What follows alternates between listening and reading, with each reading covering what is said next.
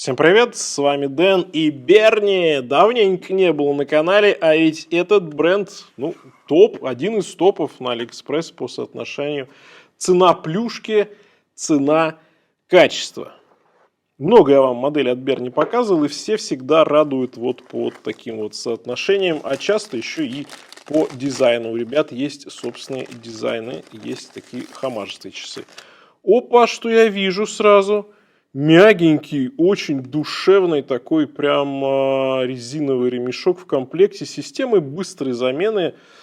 Это хорошо, такой тяжеленький, прям плотный и очень мягкий. И люблю такие ремешки, это круто. Ну прям неплохо зашел сразу, с ремешка начал, да. Еще тут такая фактурочка интересная,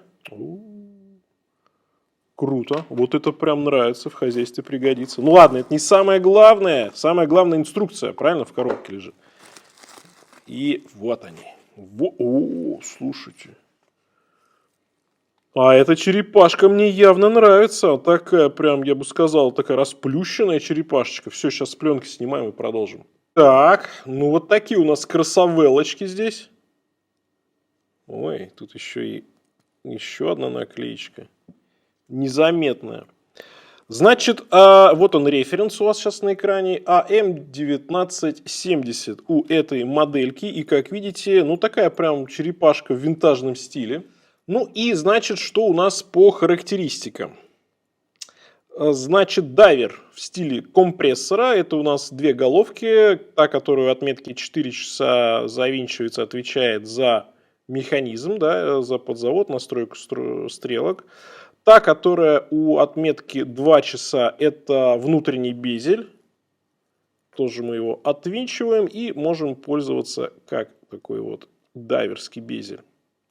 Понятно, что часы в стиле компрессора, они технически немножко по-другому делались в 60-х годах, а теперь компрессором, ну если не брать в расчет Кристофер Уорд, еще там пару, по-моему, моделей, кто делает именно прям по классике компрессор.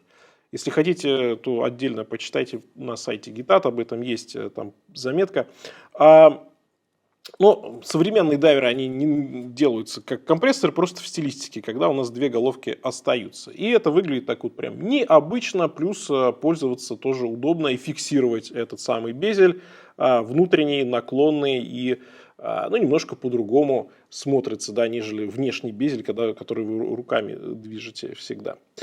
Значит, 200 метров водозащита, стальной корпус, стальной браслет, сапфировое стекло с внутренним антибликом, стекло плоское, внутри стоит сейка NH35, но у нас задняя крышка не прозрачная, она глухая.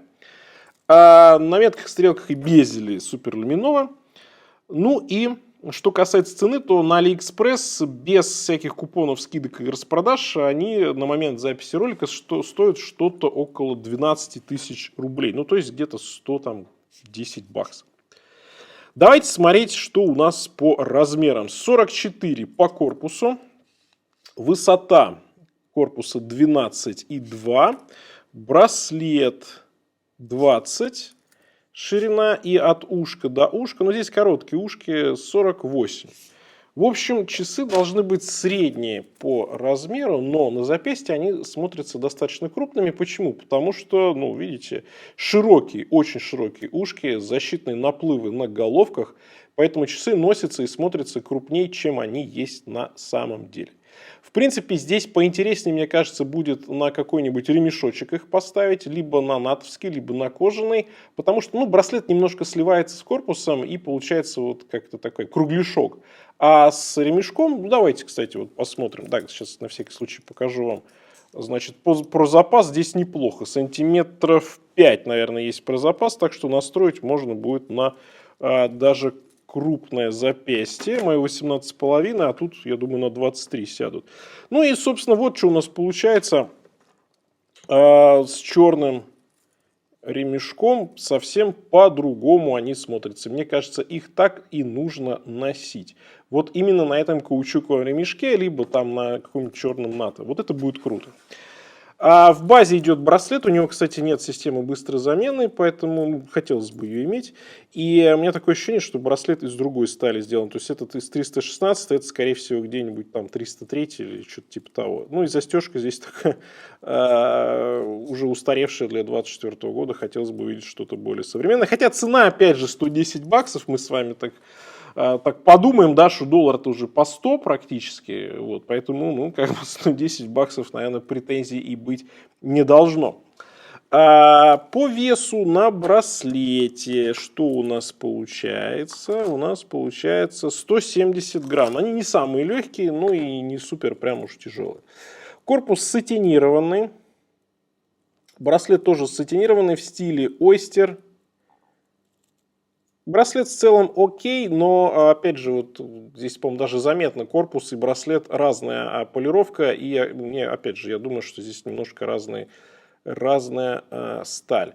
Браслет ок, за свои деньги норм, но не самого лучшего качества, которое, в принципе, есть на Али и даже в том числе за эту цену. Поэтому, ну, я и в принципе считаю, что вот этот ремешок будет намного лучше, чем браслет. Но это мое личное мнение, возможно, у вас оно будет другое. Так, накладные метки, зеркальная полировка на стрелках и на метках. Внутренний безель скошенный, добавляет это пространство такого объема. И здесь по цифру все очень даже приятно и симпатично. Ну и корпус. Корпус вполне себе приятен, особенно с учетом цены. Вот здесь я нашел даже, смотрите, зеркальная полировочка по боковой части идет немножечко. Нет, корпус приятный, вполне себе приятный. Жаль, что браслет чуть похуже качеством, чем корпус. Ну, опять же, повторюсь, какой уже в третий раз, что вспоминаем, к сожалению, новый курс и цену. Ну, что хочу сказать по итогам. Прикольный корпус, необычный, такие прям широкие, я бы даже сказал, оверсайз, как будто бы часы, а на самом деле они не оверсайз. И интересное впечатление. На мой взгляд, носить их будет интереснее и прикольнее как раз таки на ремешочке, либо каучуковом, который идет в комплекте, либо что-то стороннее поставить, потому что на браслете немножко эта модель кажется какой-то вот, как будто браслет не создан именно для этого корпуса. Ну, опять же, мое мнение, возможно, у вас оно другое, но впечатление такое. Плюс браслет мне не очень понравился. Корпус и циферблат окей. За свою цену, наверное, вполне окей, плюс всякие там скидосики, распродажики, в общем, где-то можно будет выудить их, наверное, и подешевле. На этом у меня все. Всем пока, с вами был Дэн, увидимся.